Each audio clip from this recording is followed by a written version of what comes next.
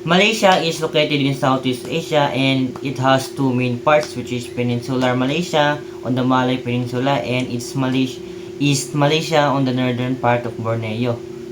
Indonesia is located in Southeast Asia and is known as the world's largest archipelagic country. It is made up of around 17,500 islands, stretching widely from east to west and north to south.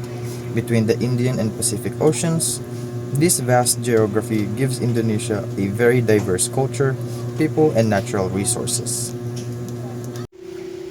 Both countries have tropical rainforest, ibig sabihin, always hot and humid with heavy rain, monsoon seasons, and etc.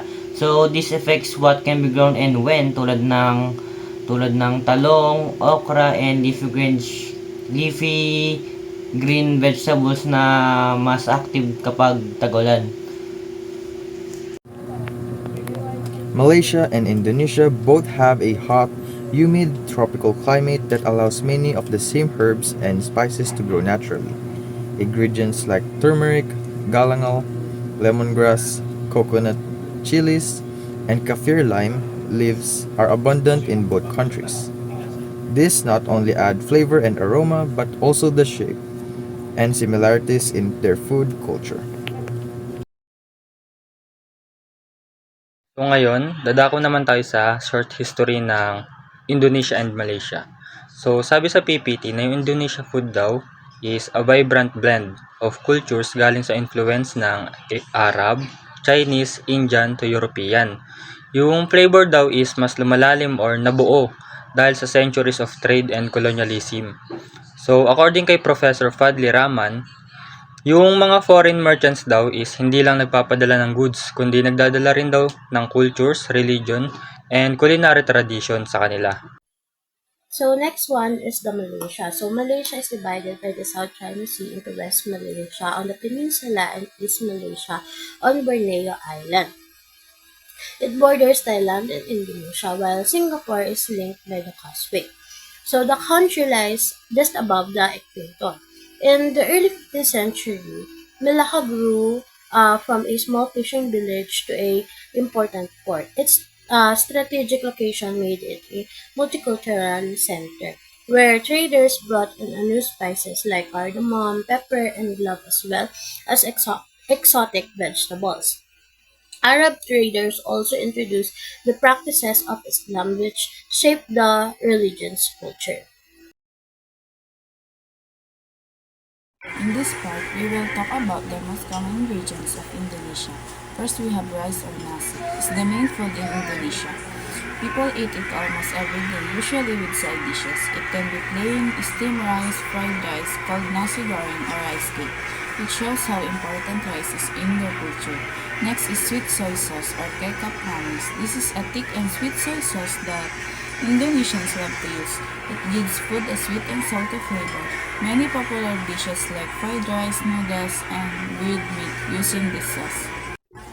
Next is chili cake. Indonesians like their food spicy, so chili is very common. It can be eaten fresh, dried, or turned into sambal, which is a spicy chili paste that is served with many meals. Next is coconut kelap. Coconut is very useful in Indonesian cooking. Coconut milk makes curries creamy. Coconut oil is used for cooking, and grated coconut is added in many desserts. Next is peanuts kakang tanah. Peanuts are usually made into sauces. The most famous is peanut sauce, which is used in satay and gado-gado. It adds a nutty and rich taste to the dishes. Next is turmeric, ginger, galangal. These are local spices that give color, smells, and flavor to Indonesian food. Turmeric makes the food yellow. Ginger adds warmth and galangal gives a strong aroma. They are often mixed in soups and curries. Next is shallots and garlic. Almost every Indonesian dish starts with shallots and garlic. They are fried first to release flavor and aroma.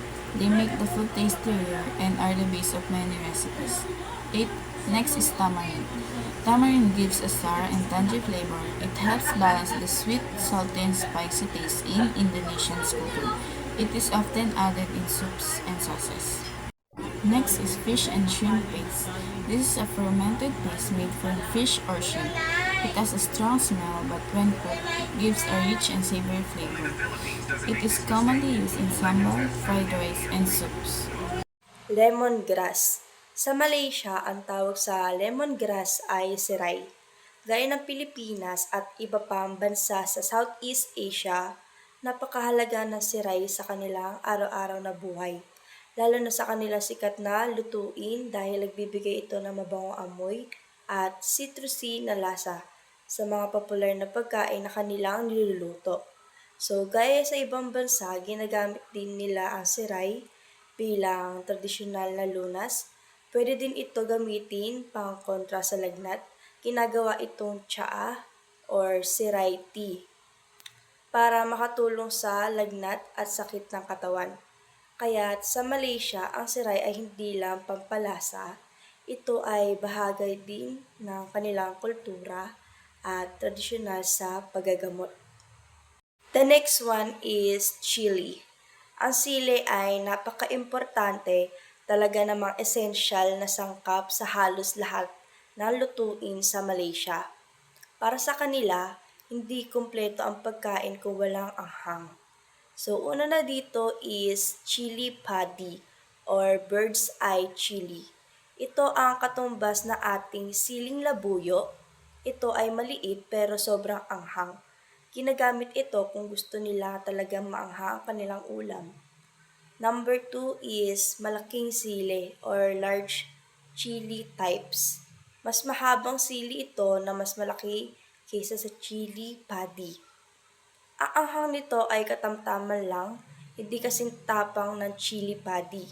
Kaya't mas ginagamit ito para magbigay ng kulay, lasa at kaunting anghang sa ulam.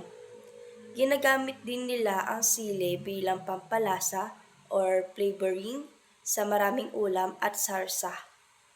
Hinahalo rin ang sili sa kanilang mga curry, stir fries, ginisa, at ibang tradisyonal na ulam para magbigay ng kick o anghang.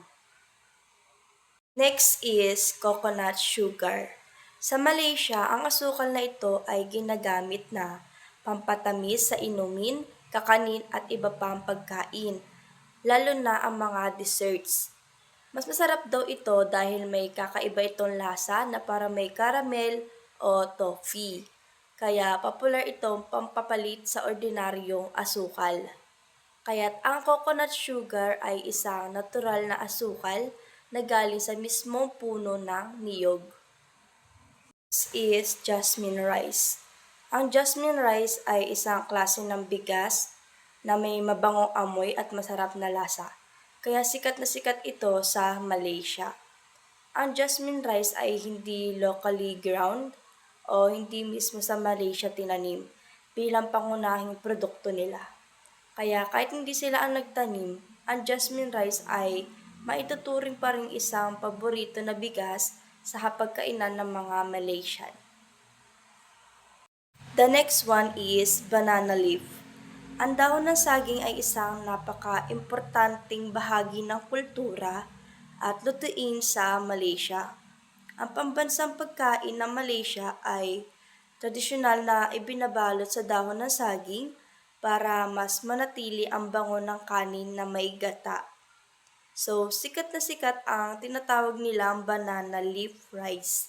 Imbes na plato, ginagamit ang malaking dahon na saging bilang lagayan ng kanin, curry at iba't ibang ulam. Sabi nila mas masarap ang kainan dahil nadaragdagan ng kaunting bango ang pagkain. So, next is noodles. Ang noodles o pansit ay isa sa mga pinakapaborito at pinakamadalas kainin sa Malaysia. So, halimbawa na lang dito is yung mee goreng. Ang ibig sabihin ng mee goreng ay ginisang noodles lang, simple lang, ganun.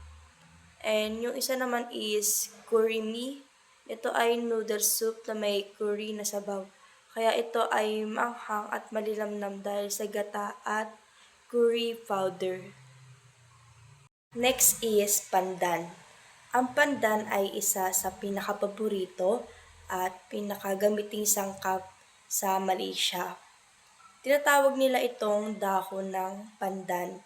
Ito ay staple o pangunahing pampalasa sa lutuin ng Malaysia. Madalas itong inihalo para pabanguhin ang kanin at iba pang ulam. Ito ang nagbibigay ng kakaibang bango at sarap sa kanilang mga sikat na ulam at matatamis. Next is ginger.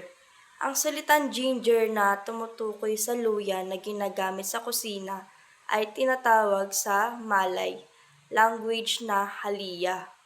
Ito ang luya na ginagamit natin para pampalasa, panggamot tulad ng salabat o pampainit ng katawan. Sa siyensya, ang tawag dito ay Syngyber officinale. Ito lang ang ginger na talagang kinakain. Ang last natin ay curry powder. Ang curry powder o curry mix ay isa sa pinakamahalagang pampalasa sa Malaysia. Ito ay ginagamit para maging masarap at maanghang ang kanilang mga curry at iba pang ulam.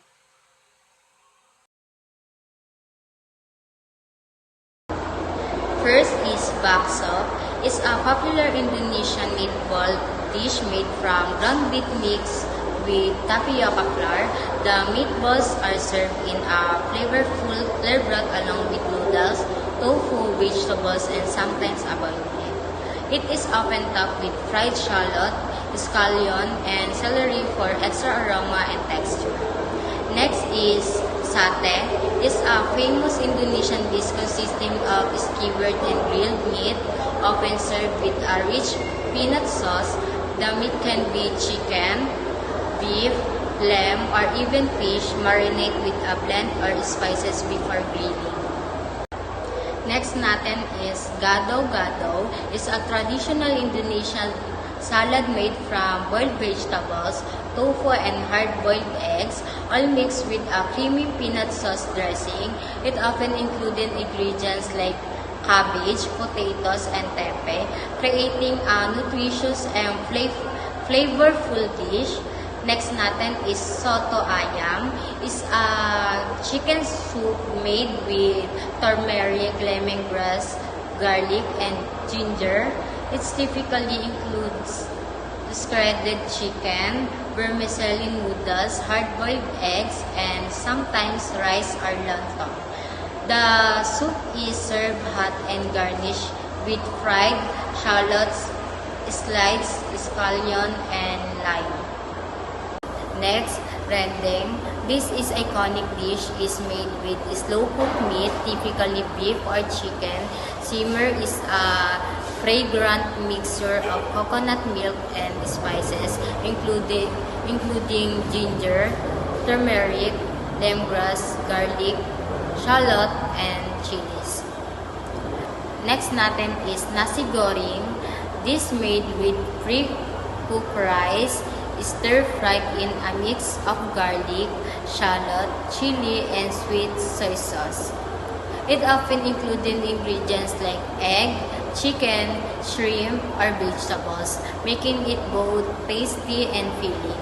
A fried egg is commonly placed on top, and the dish is served with side like cucumber slices, pickles, and crunchy crackers.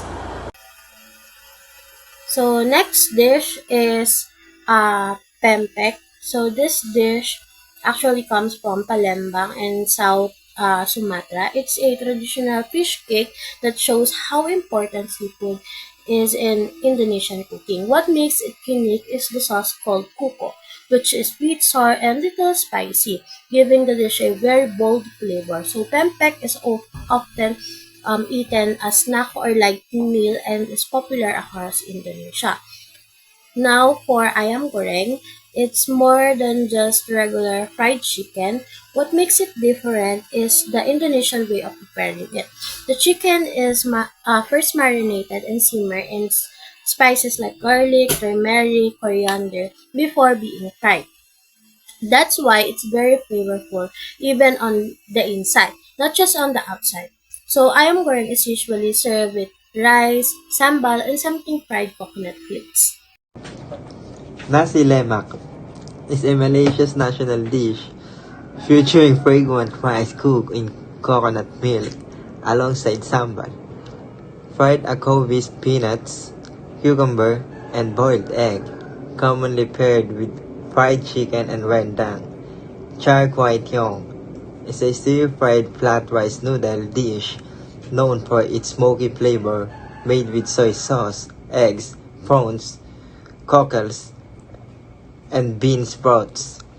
Roti canai is an Indian-inspired flaky flatbread served with dal or other curries, popular for breakfast. Laksa is a spicy noodle soup with variations such as curry laksa and Assam laksa.